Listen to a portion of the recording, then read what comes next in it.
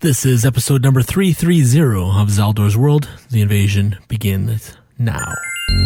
You're listening to a feed of the Association of Music Podcasting at musicpodcasting.org. This podcast is a member of the Detroit Podcasters Network.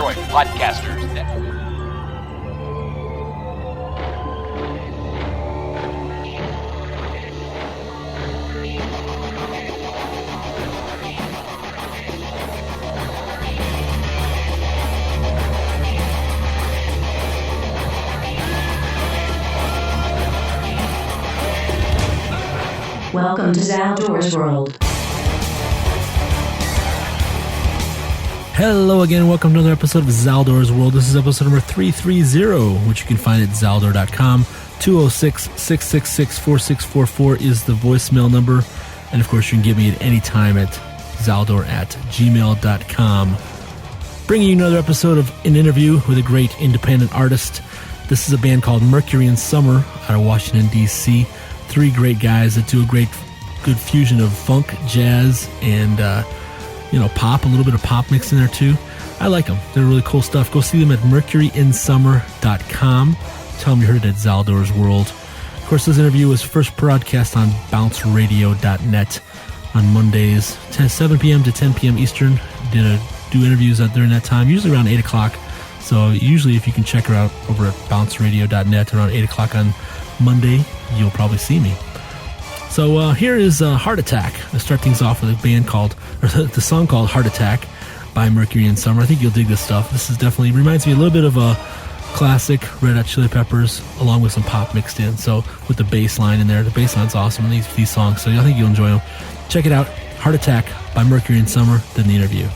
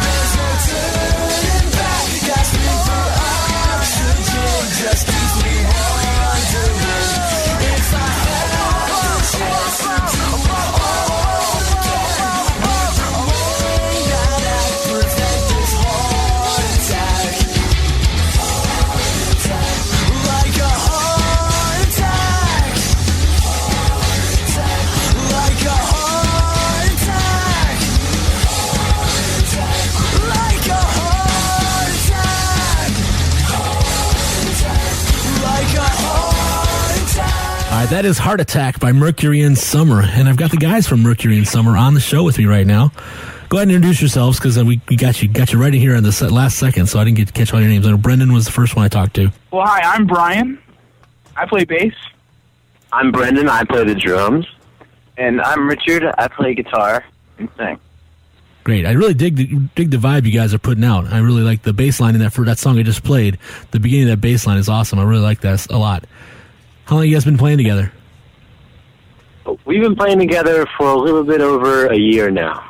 Yeah? Where you guys been friends for a long time, or how'd you meet each other? Actually, we haven't been friends for a long time. We've mostly just been band members, but we do spend like every day together.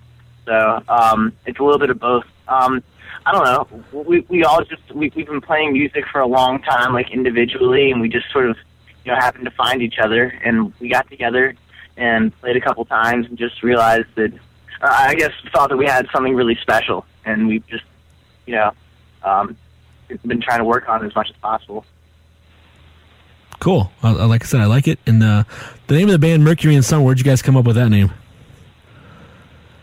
Well, it's actually kind of, I don't know, I don't want to say, like, a metaphor. Like, around guys.